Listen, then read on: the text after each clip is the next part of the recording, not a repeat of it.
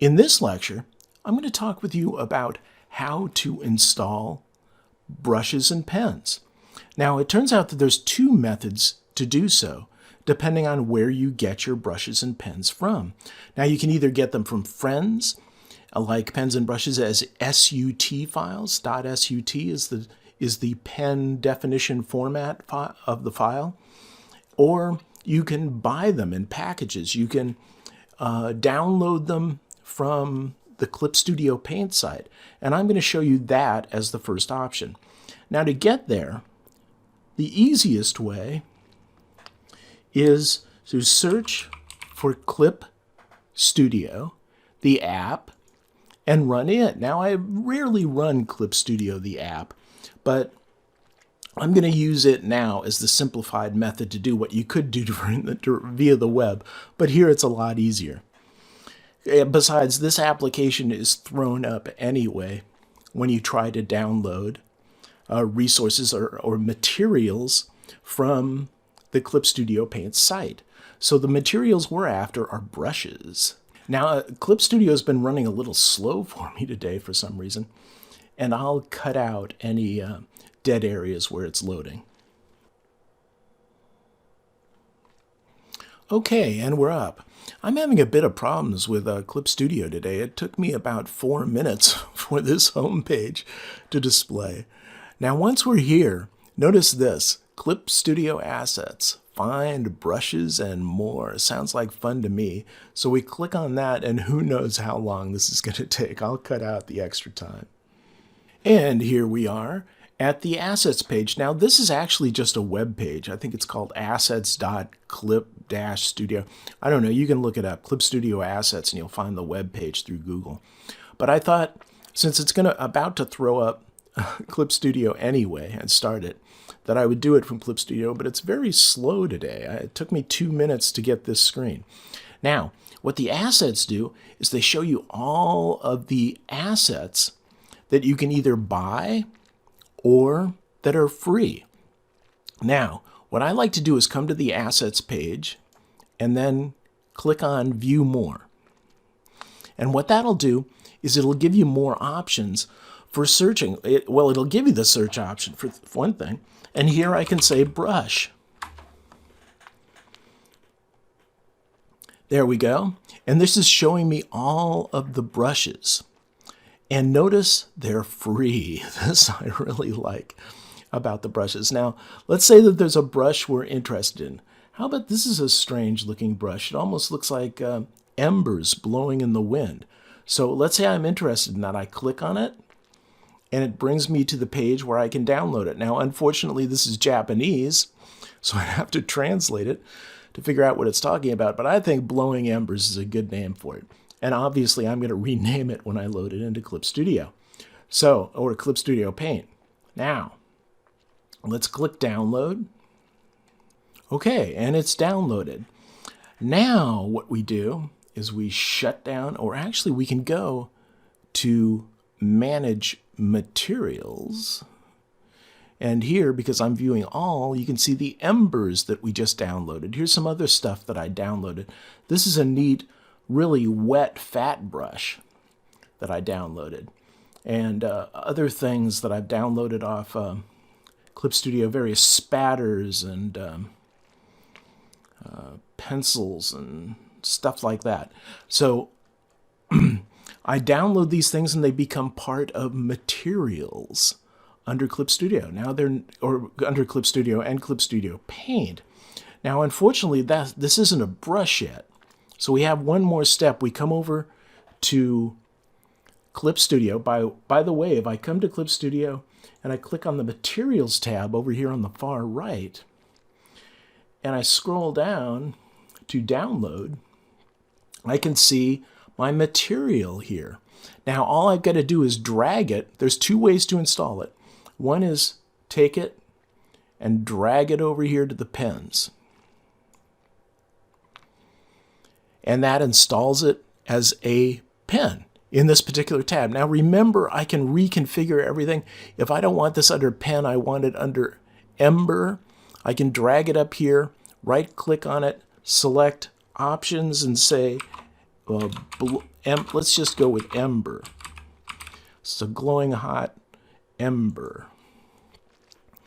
And there we go. And down here, I'll want to right click and I'll want to settings of subtool. There we go.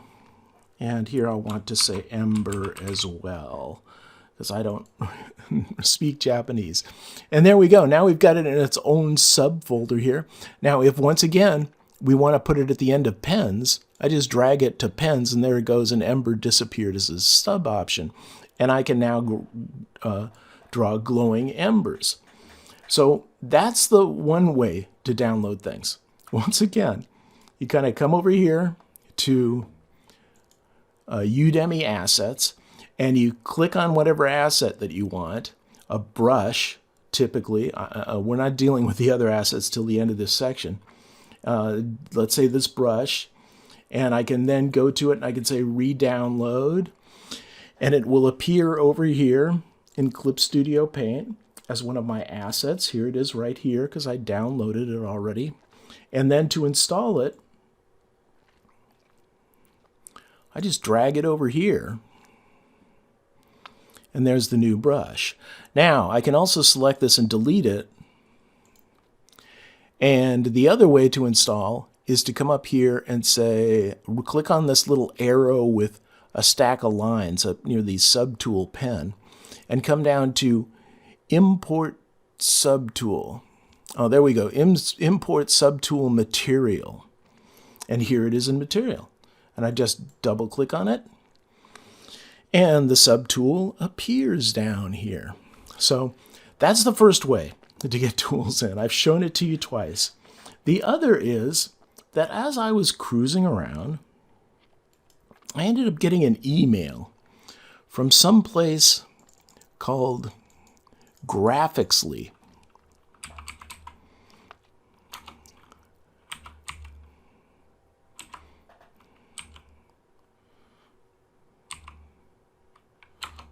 L-Y, Graphixly. Oh, it's with a PH, not with an F. So search for Graphixly, and you'll find this site that when I went here, they sell Clip Studio Paint and so on. They seem to be associated with Clip Studio somehow. I'm not quite sure how. But check this out. I found the Ultimate Brush Pack, and it was $25 for 100 brushes. Now there's 200 brushes because they give them to you for Clip Studio Paint, and then they give the same brushes for Photoshop. And by the way, the GIMP can load Photoshop brushes, so you have the same brushes for 3 different popular applications for $25 because it's 50% off. So I decided to get this. And what basically happens, let's see if we can... I'm going to have to check out before I get to the download page again. So let's assume that I'm on this download page, and it just has a big button that says download. And what I did was I downloaded to my downloads directory the zip file. Now, if you're not familiar with zip files, let's see. This is it. Oh, that's panels. Yeah, this is it right here. So to open it, I'm in a File Explorer on Windows. So I'm just looking at the file, and you see it's typed zip. I double click on it, and it opens. Now this is the contents of the zip file. A zip file is a compressed file containing multiple files. So it compresses all the directory structure and all the files into one compressed file for optimization. You only have to ship one file around. Now I go extract all, and it asks me where I want to extract it. And I said, yeah, go ahead to the same place in downloads. And okay, it says that it already exists. So it's going to give me a whole bunch of stuff. Do you really want me to do this? Because I've already downloaded it. Now, typically, you just go ahead and you download it. And then what you're going to end up with is the unzipped version, which is right here. So it is a directory. And as you drill into it, one more time, you have Photoshop brushes and you have Clip Studio Paint brushes. So here's clouds, crowds of people. And the cool part too is for each of these, let's go with clouds.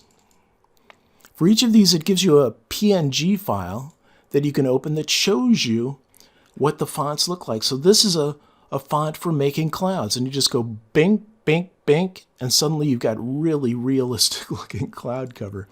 It's cool. So that's the cloud files. Now let's say we want to use one of these. So here we got a long directory structure to get to it, and there's this SUT file. That means it's a pen definition file. So if I come over here to Clip Studio Paint, and let's say I want it in the pen directory here, I come up to that pointer to this stack of lines, and I click on that, and I come down to Import Subtool. And where do I want to get it from? Looks like I've already been here for a while. This is the superhero bundle. So I go to downloads. I want the Clip Studio Paint Ultimate Bundle, and I keep drilling into it until I get to the Clip Studio Paint and the clouds, and I want the first cloud. So what I do is I double click on that. And yes, you got to do them one at a time is what I found. And here's my cloud. It's done in black on white. And usually what I do is I use one of each of the 5 clouds to make a cloudy sky. If I want the next one in, one more time. Import Subtool. Double click on number 2. Now I've got a different type of cloud. And you do it for the ink and everything. So let me come up here. Import Subtool. This is for SUT files. So I've got trees, and check out these trees. Actually, I kind of like the grass. Isn't that nice? Or it could be hairs on an eyebrow or something, I guess. Made it a little smaller. A creepy crawly creature, a caterpillar. Anyway, so that's the 2 ways to import tools. One is to actually go through Clip Studio, add it to your materials, and then from your materials either drag it across or do a little pointy to the sub thing, import subtool material. And the other way is to download a zip file, unzip it by double clicking on it in File Explorer, and you'll be inside of it. And from that point, you can do Import Subtool and go find the file and double click on it to import it. And that's it for the advanced tools. I'll see you in the next lecture. In this lecture, I want to talk with you about how to export pens and paintbrushes. Let me show you the scenario for how this would happen. Let's say I take the G pen and I make a copy of it, and I call it Special. This is my special pen. And it comes down here at the bottom. And then I go into the options and I configure all of the options to just completely trick this pen out to make it exactly what I want. And then, let's say I want to share it with a friend.